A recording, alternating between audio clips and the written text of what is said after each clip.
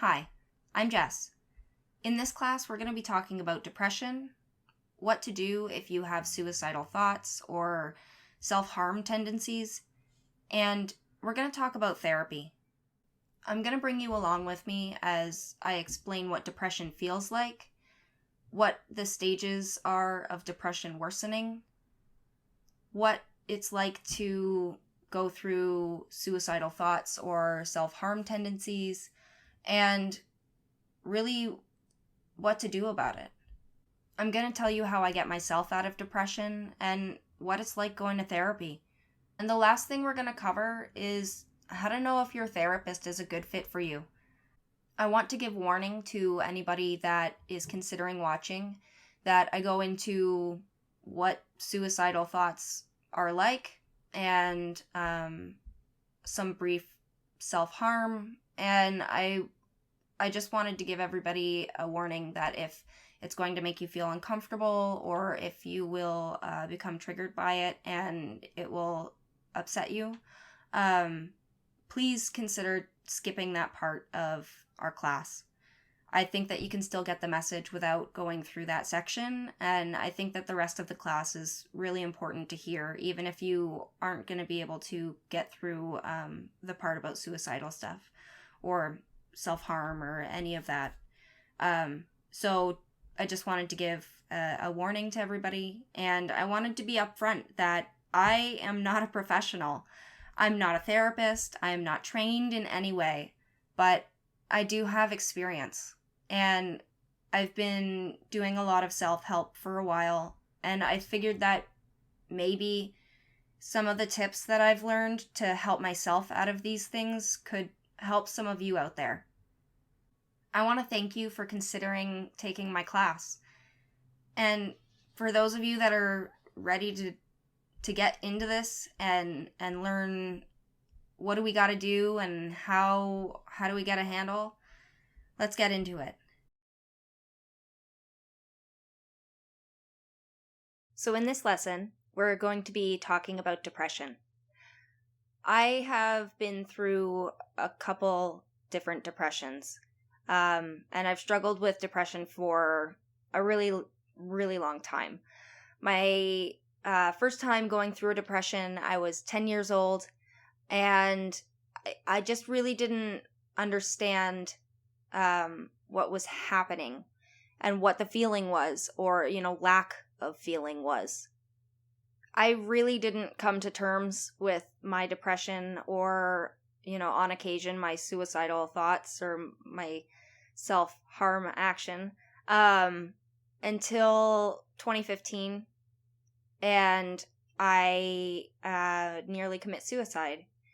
So it wasn't long after that I started therapy, and I came to start my YouTube channel, and then I jumped over to Skillshare because I really wanted to create content for people for self-care and how to learn how to help yourself out of situations.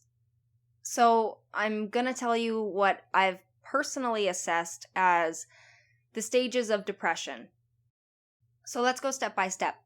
For anybody that has been through a depression, I hope that this is relatable and comprehensive.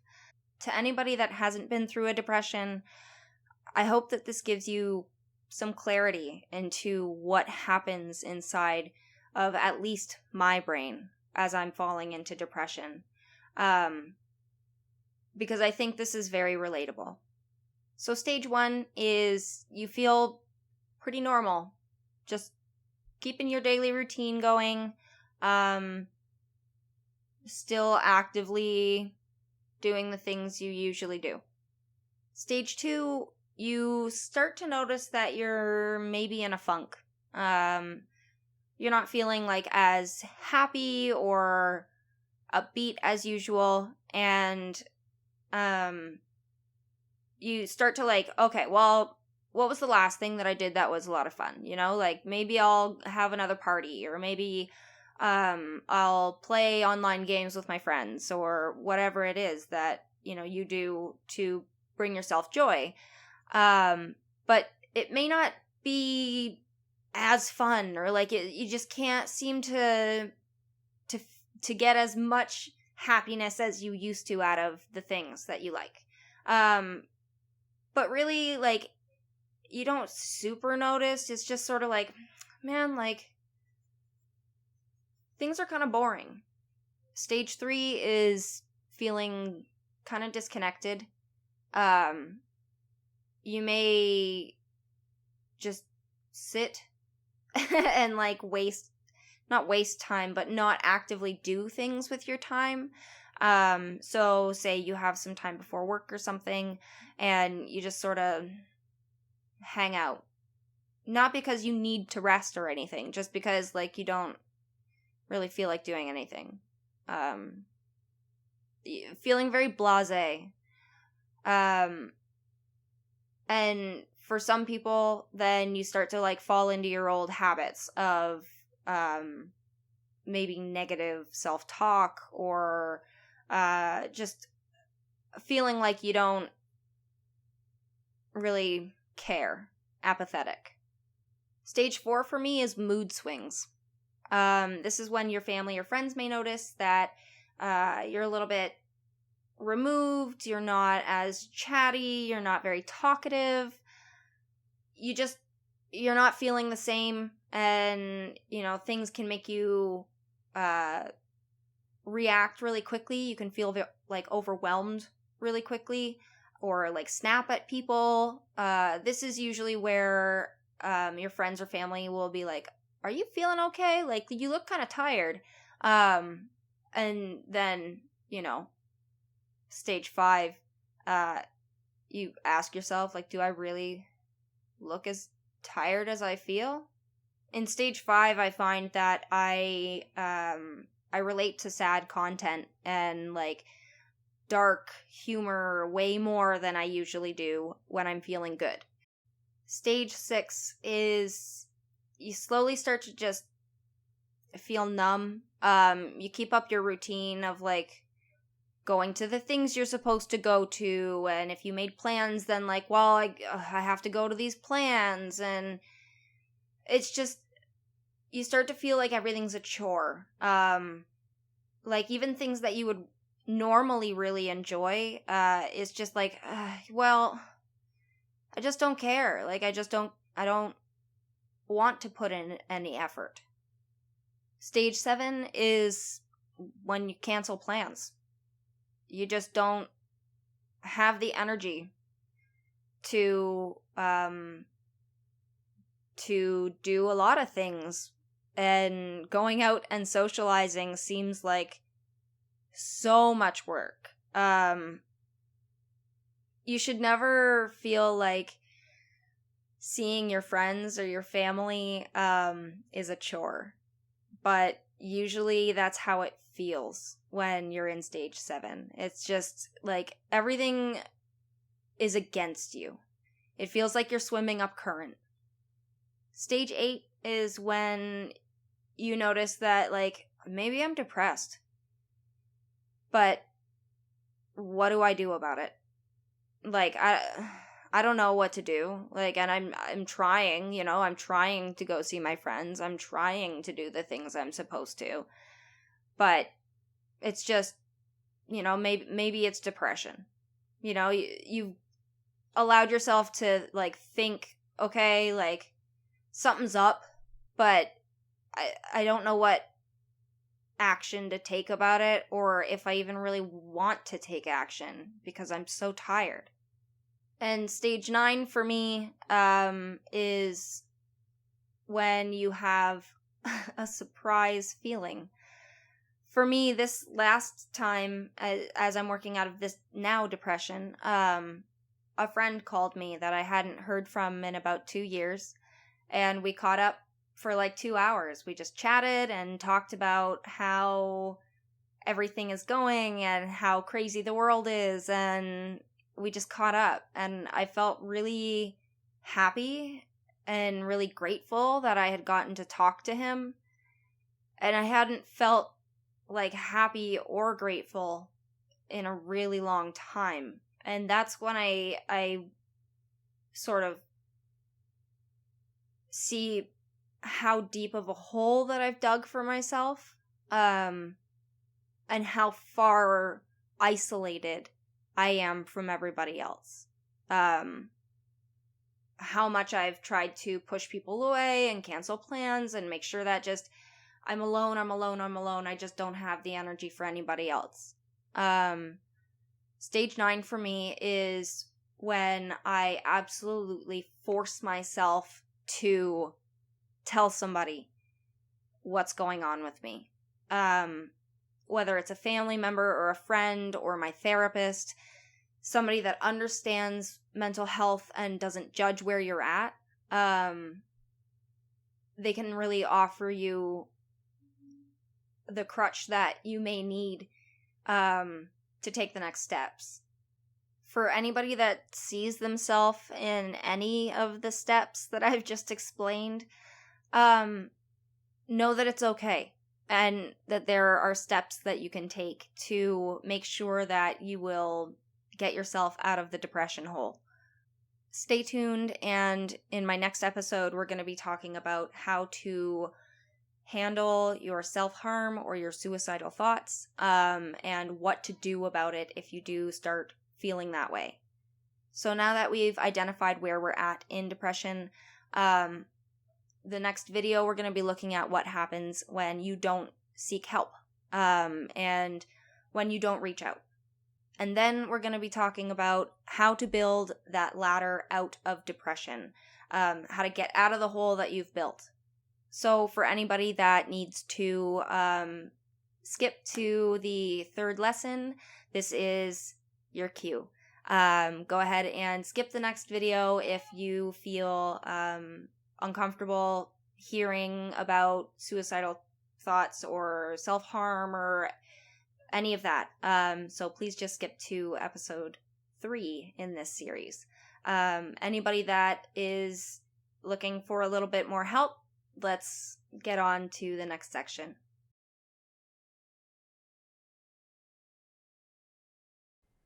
So in this next section, we're going to be getting into some pretty tough subjects.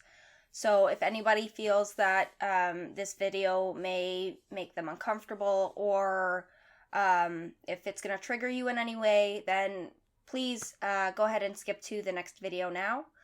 For anybody that is looking for help to figure out how they sort out what to do when you have suicidal thoughts, or if you have self-harm thoughts or action, and we're going to get into that here.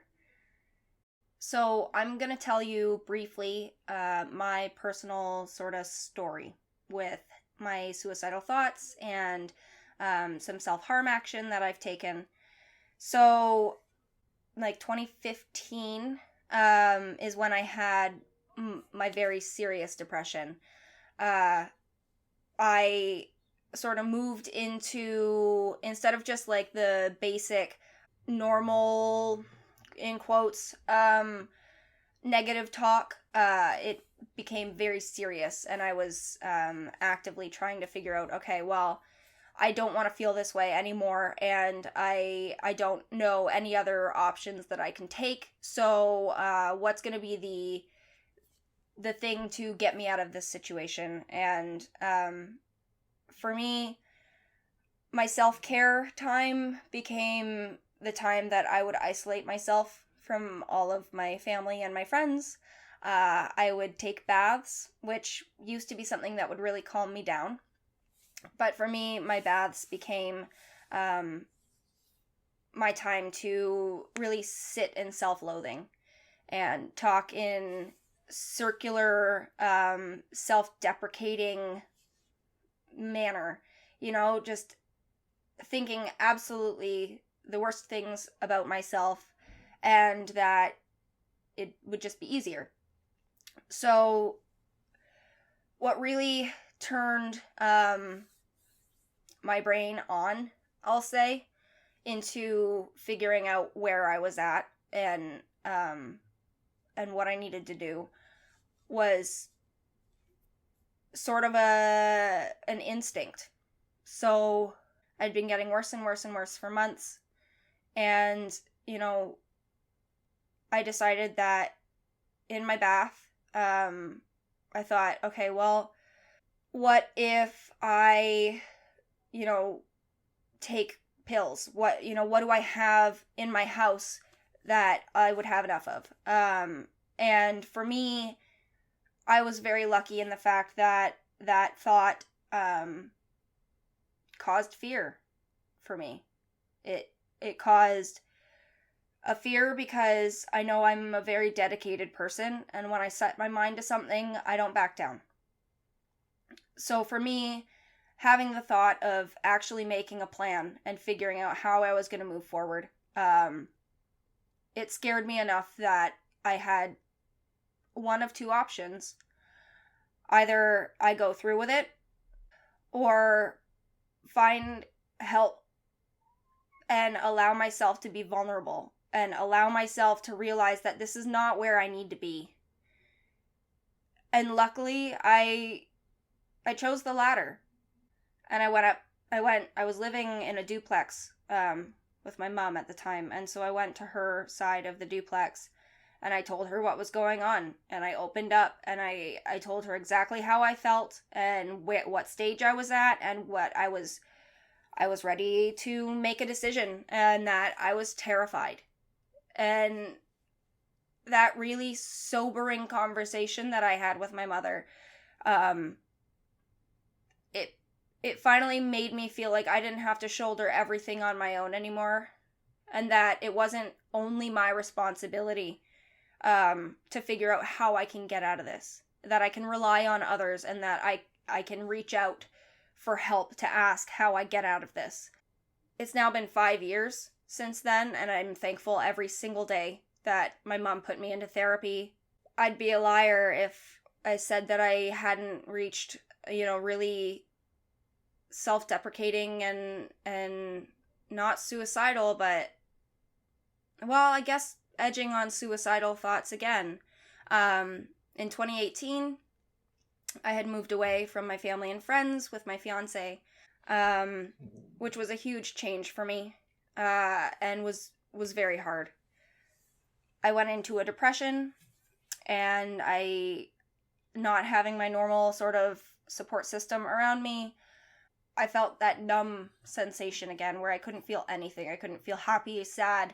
The only thing I really felt was anger all the time. And like anger as is like a secondary emotion, so it's usually covering something, which is most of the time for me sadness.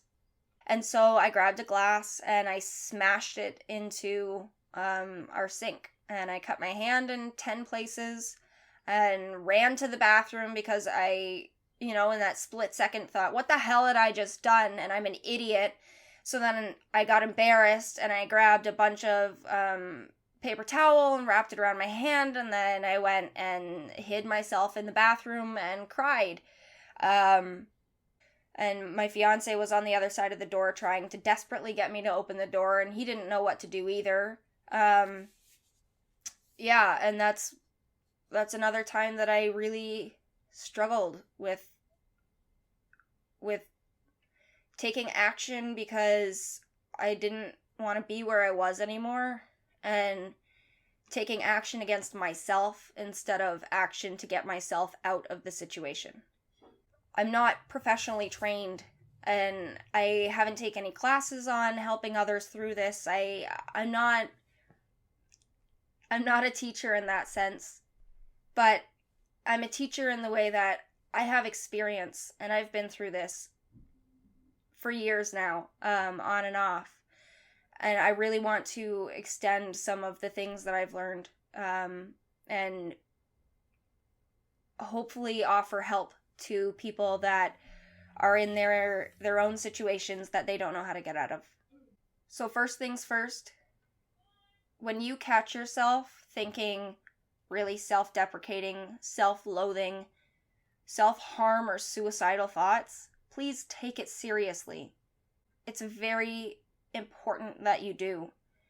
That you listen to the red flags that are coming up in your life and you see them for what they are. To get through these really, really hard times, what you have to do is try and for 1 second identify that the reason you feel so overwhelmed and so out of control is because you feel like you have a lack of control over your life at this time. Stop trying to fight through your feelings and try and validate yourself for feeling overwhelmed, angry, hopeless, sad. Tell yourself that it's okay to feel those feelings. Tell yourself that it's okay even if you don't believe it. Say it on loop inside of your head. Even if you don't believe it, keep telling yourself, it's going to be okay. It's going to be okay. Breathe, breathe, breathe. You have to think of yourself in those times as childhood you.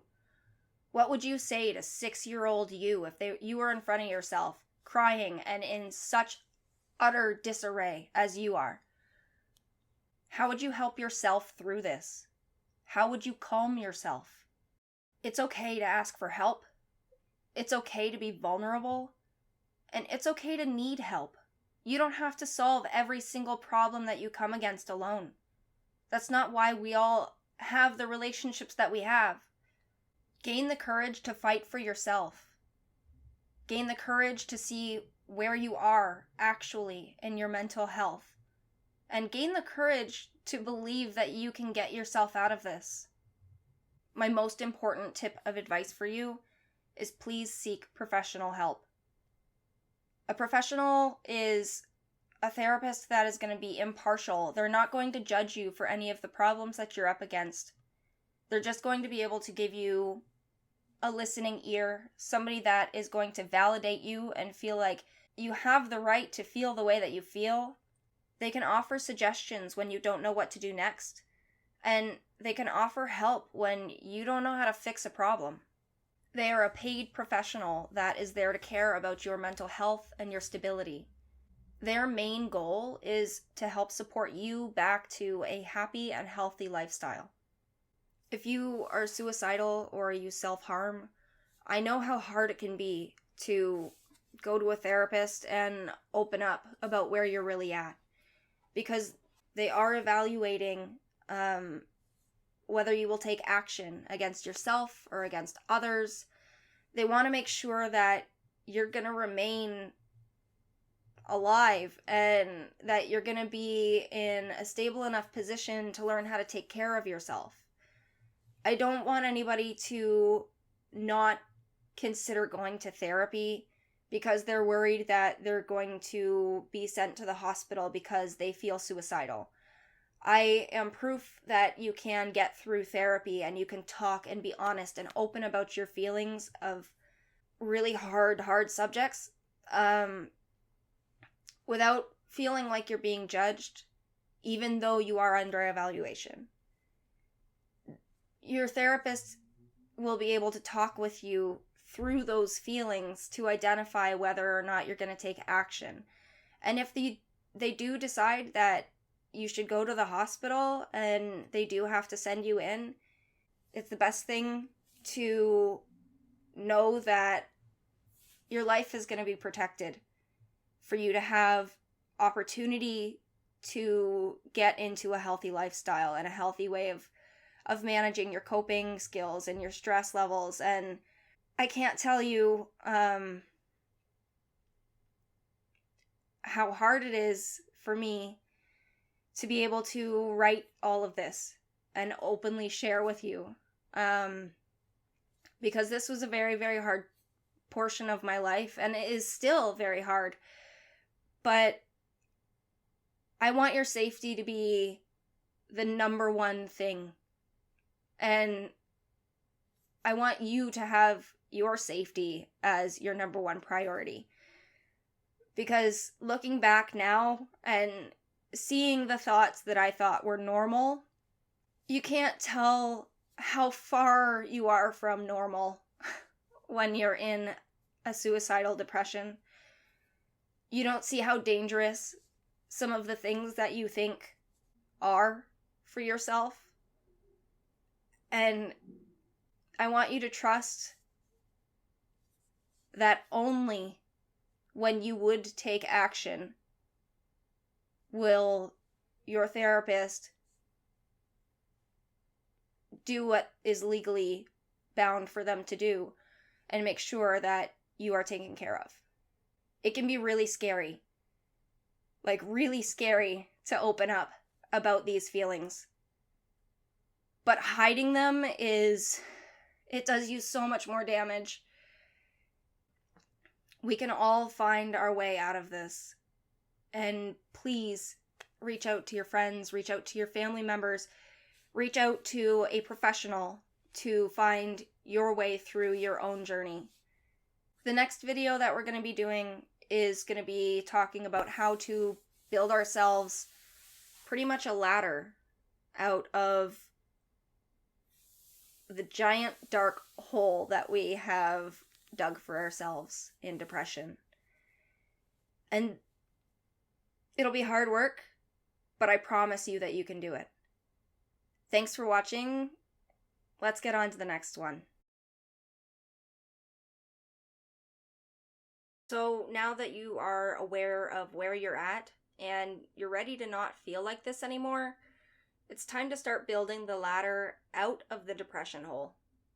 This isn't a quick fix. It's not like suddenly you see where you're at in your depression and you can just waltz right out. It takes work. It takes time and it takes effort into learning how to love yourself, especially when your mental illness is acting up. So we're going to go through the 5 steps that I believe you need to build to help yourself out of depression. These are the things that have really been sort of the staple changes in my life that I've made to get myself out of my depressions. And I hope that they will ring true for you as well and help you on your way out. So step 1 is you have to open up. You have to find a family member or a friend or your therapist to open up, be honest about where you're at, and not have judgment from that person. Somebody that is going to validate you and make you feel like, you know what, it's okay. Even if you are at your worst, it doesn't matter because I still love you and I'm here to support you. Step 2 is to forgive yourself. Because whether this is your first depression or whether you have done this quite a few times, it's really important to see where you're at and see that you have the strength to try and get yourself out of this situation again. Forgive yourself for whatever it is that got you into this sort of pattern of thinking again or action, and tell yourself that it's all right. We're about to move forward, and I forgive myself for being here again. There's a quote that I remember from It's Alive with Brad Leone on YouTube. He went to Hawaii, and this Hawaiian man had said, it doesn't matter what had happened. It matters what you do about it. And this for me really rings true. Where are we going from now? Because that's what matters. Step 3 is to be patient with yourself. Look, it took you a while to get here, and it's going to take you a little bit to see all of the work that you're putting in. So be patient with yourself. Know that you are making plans to take the next steps, and that you will take them when you're ready. Make sure that you ride your emotions like waves. It's okay if the wave washes over you, because that means that it's going to pass. Go outside, breathe in fresh air, try and get some sunshine if your weather will permit it, and look to nature to prove that no matter what, things change. And you can rely on the fact that you will change too. Step 4 is challenging at first. At least it is for me. You have to force yourself to spend time doing the things that you used to like doing. It can be really hard going back to your old hobbies and all the things that used to make you really, really happy, because coming out of your depression, you may not feel your emotions as strongly yet at first. But dedicate a half hour or an hour every day to hobbies that you like, whether that's like reading or playing games, whether you like to cook or craft. Do whatever it is that you like to do, and I promise that over time you will find that connection again, and it'll be really, really worth it, all of the hard work that you put in. Because what you're doing right now is you're building that connection with yourself again. It can be really hard to feel connected to the pre-depression version of ourselves because we feel so different after we've come through it. And that's okay. Spending time reconnecting with yourself is so rewarding, and it is so worth all of the hard work that you're going to put in. So make sure that you stick to it, and make sure that you really make time to do the things that used to make you happy. Step 5 is accepting that you may be a little bit different of a person after you come through your depression. And that's pretty normal. When anybody goes through something that is really, really stressful, then you change a bit, and that's okay. Your perception on things can change. You can start paying attention a little bit more to how you're feeling, and you may not see some of your friendships the same way that you used to. When you go through such a really strong personal struggle, you can start to see who really cares about you and who just cares about what you do for them. Surround yourself with people that love you, for all of you. And be okay with distance from people that don't. When you learn to love yourself, you no longer need the approval of others to just live as yourself. Now, this isn't always the order that these steps are built in. I find that everybody is going to have to build the steps in the order that it comes to them and when they're ready to tackle the next big issue. But I do think that all 5 steps are needed to help find yourself and find the strength that you need to climb back out of this depression. The only other thing that has really, really helped me is my therapist. And I've been through a couple of them. Now, if therapy makes you feel like running for the hills, then please consider watching the next part of this class, because I'm going to get into exactly what therapy is like, and I want to clear up some misconceptions that it seems society has about therapy. So, come on with me to the next one, and we're going to talk about therapy.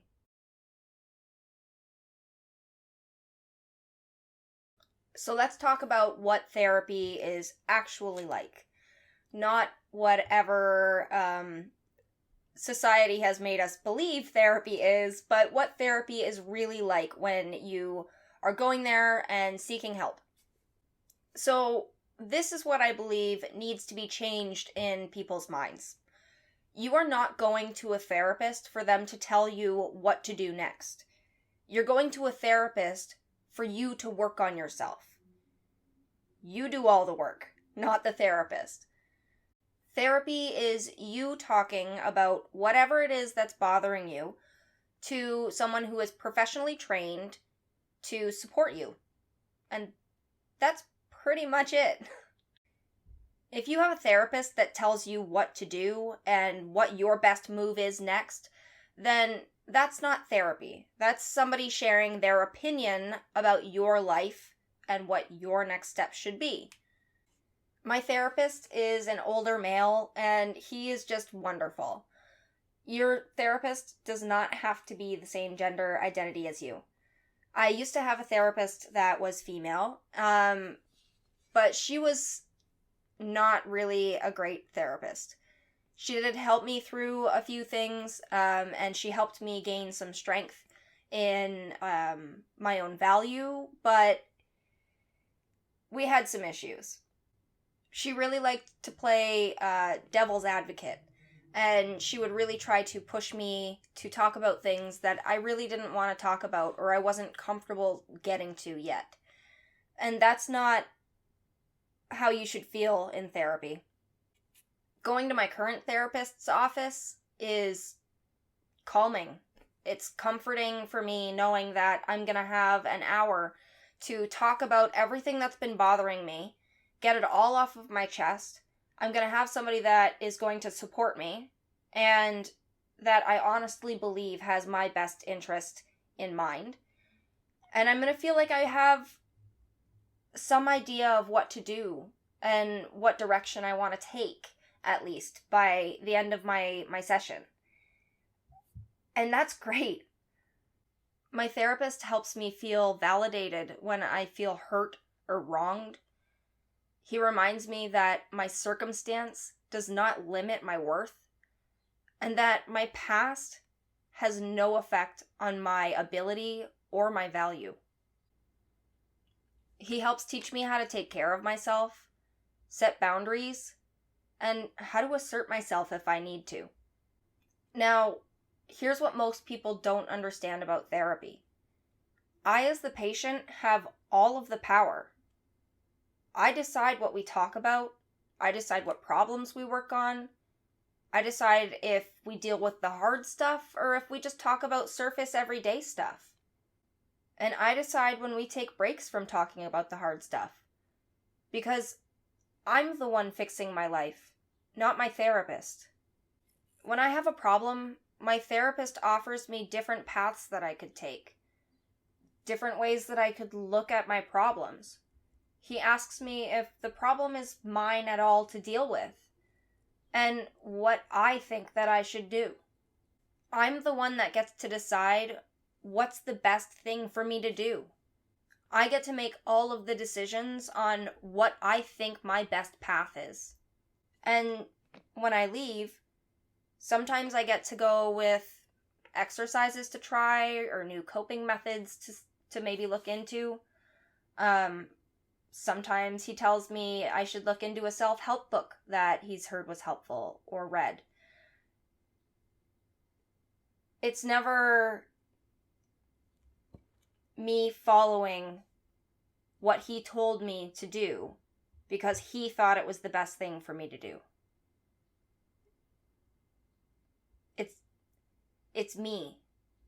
I get to decide whether I take action at all or what path I want to take, how I do it.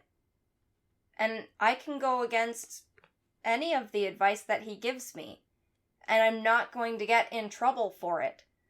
If I don't do the exercises, then that's on me.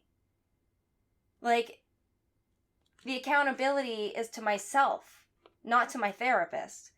If I don't do the exercises, then I didn't do them and I don't get the benefit from it. Your therapist is a professional that you pay to listen, offer you new patterns of thought, or different options that you could take. Your therapist will not fix you. That's not why you go to therapy. You go to therapy to decide what you want to fix about yourself. When you find the right therapist, they challenge you without making you feel uncomfortable. They don't judge you, and they don't push you to try and talk through something you're not ready to talk about. So now that you know what a therapist should feel like, we're going to talk about how do you find the therapist that is right for you. Because picking a therapist is also a challenge, and you may have to go through a couple. But we're going to get to that. In the next class, we're going to figure out how you can identify whether a therapist is going to be a good fit for you, and some of the struggles that can arise as you are looking for your therapist.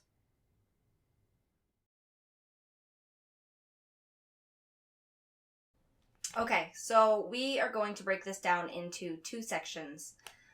First, we're going to identify what some of the struggles are that can arise while you're looking for a therapist. And second, we're going to figure out how do we know if the therapist is going to be a good fit for you. So, looking for a therapist is stressful. It can be really taxing on your emotions, but I promise it's worth it.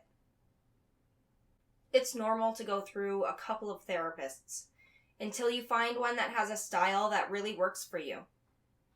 And it's normal to leave a therapist if you don't feel like they understand you, or if you feel like you have a hard time feeling comfortable with them, if they don't give you the right advice. It's okay, because luckily, a therapist already knows that not every single patient is going to be for them. And if you're open and honest that, I just don't know that this will be a good pairing, and potentially would you have another therapist that you think may work well with me? Therapists have a lot of therapist co-workers that they'll be able to maybe offer you a different type of person that has a different style of therapy. And it may be a better match for you than the therapist that you're trying out the first time. Your therapist will not take it personally if you choose to move to a different therapist. And if you feel like they are taking it personally, then you're definitely making the right decision on leaving their practice. Look, it can be exhausting to go in and bring all of the emotional baggage that you have in your suitcases, let's say, and open them all up, and on your first or second time meeting somebody, really tell them some of the stuff that is hard to talk about and really deep. Just to find out at the end of 2 or 3 sessions that this isn't going to be a good therapist for me, and I have to pack up all my suitcases and bring them with me to the next one. It can be really, really hard. And I remember feeling defeated between my therapists and thinking, oh, really? I can't just find the one that I need? But this is, I guess, an exercise in practicing patience, because it's normal to go through 2, 3, or more therapists until you find one that really works well with you. But when you do finally find the therapist that has a good style for you, and you feel comfortable, open, and you can be honest with them, then it opens the floodgates and you can finally start all of the self-work that you've been really trying to get to. It is worth all of the hard work that you're going to put in to find somebody that's going to be able to help you steer into the pathway that you want to be. So I want to go through an example as to what it was like going through different therapists. So I'm going to explain to you what my last therapist was like, sort of my trial run therapist. I only saw him for 3 sessions before I decided that, nope, he wasn't a good fit for me. And then I'm going to tell you what it's like going to my current therapist and how I feel different between the two. So that maybe you can see in your own life as you're experiencing going to therapy and seeing different therapists, how you can find the style that you're looking for and how you can find somebody that sort of feels comfortable to relate to. So my trial therapist was an older male. He was nice. He was polite. But let me describe to you the setting. So when I would go into his office, he had on his book display case a bunch of Rolling Stones magazines and really dark wooded furniture, leather couches, and lush blankets on the surfaces, big drapes on the window. It looked like something out of, I don't know, a movie of Sherlock Holmes's office or something like that. And I just sort of felt out of place. I didn't really I didn't have anything in common with the setting. So that already had me going, okay, well, I don't know about this. But I try and be open and not judge people before I get to know them. So I stayed for 3 trips total, 3 sessions. So I went for my first one and opened up, told him about how I was feeling and that I was depressed, that I was moving into suicidal thought again, and that I needed help navigating my way out. I told him that I liked nature and that I, was pretty artistic, and so by the end of the second session, he told me, why don't you go to Point Pelee and spend some time there alone, and just spend like a whole day there. And Point Pelee, for those that don't know, is like a national park, possibly. But it's a nature park around here. It's the most southern point of Canada. So it's not far from here, and what he really failed to understand about that entire situation for me was that, going to a very large body of water by myself probably was not the best advice for somebody that was moving into suicidal thought. So by my third session with him, I decided that this was not going to be a good match, and I was going to try and move on again. Come to my now therapist. His office, to explain the difference, it's very open.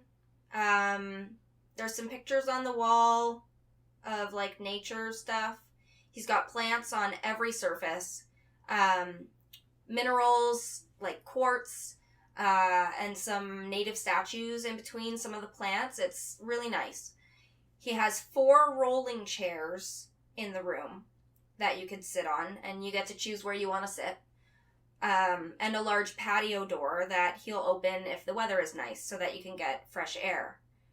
So already for me, it was way more open, way more welcoming, and of course I like nature, so having all of the plants around was very comforting. Over the next couple of trips over there, I was told to start journaling and to really get to the bottom of my emotions. And really get to the bottom of my emotions, and he asked me to start gratitude journaling, which was something that really shifted my point of view. I had to start writing down every day 3 things that I was grateful for. Whether it was small or big, or even if it was just a family member's name or my pet's name, I had to write down 3 things that I felt really grateful that I had.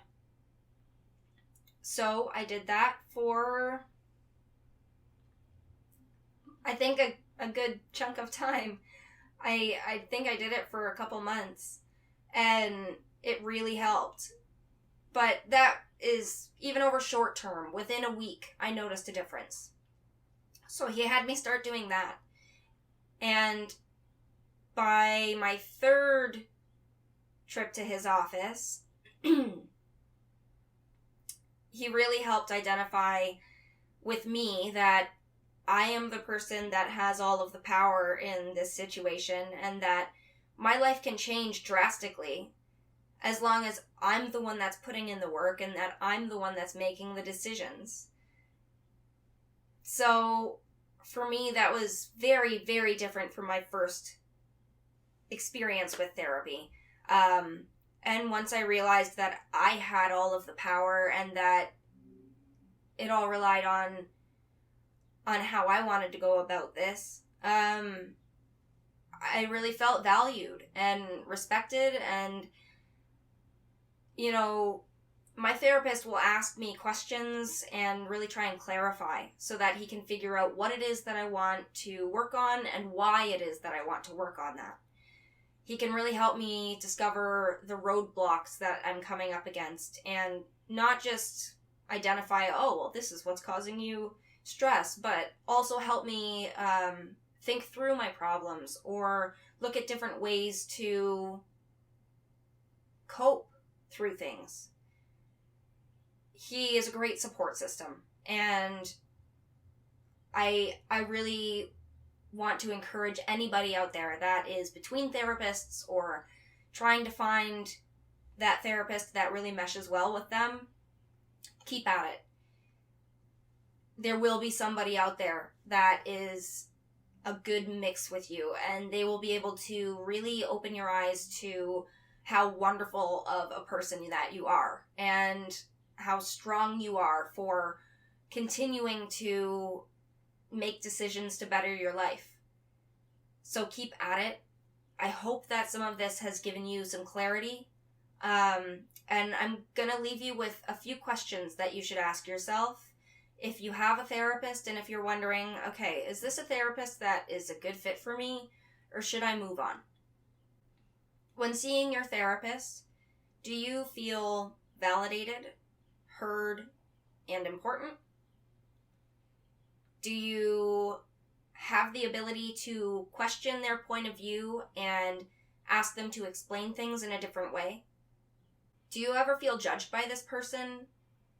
And do you feel comfortable opening up about some of the hard stuff? Do you have to explain your point of view multiple times? Or do you feel like being heard is fairly easy and you can get some really good feedback from your therapist? These are the questions that you have to ask yourself. And from your answers, if your therapist isn't validating you, if your therapist is judging you, if your therapist makes you question some of the things that they offer you as advice, it's probably not the best therapist for you. So keep looking. And it'll be hard and it'll be frustrating, but it will be worth it. Always remember that therapy is a service that you pay for. If you are not getting the services that you need, then it's time to switch providers.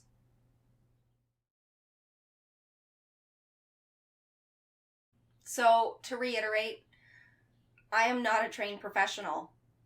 I have never been through school for any of this. I don't have any training to be able to say that I can stand on.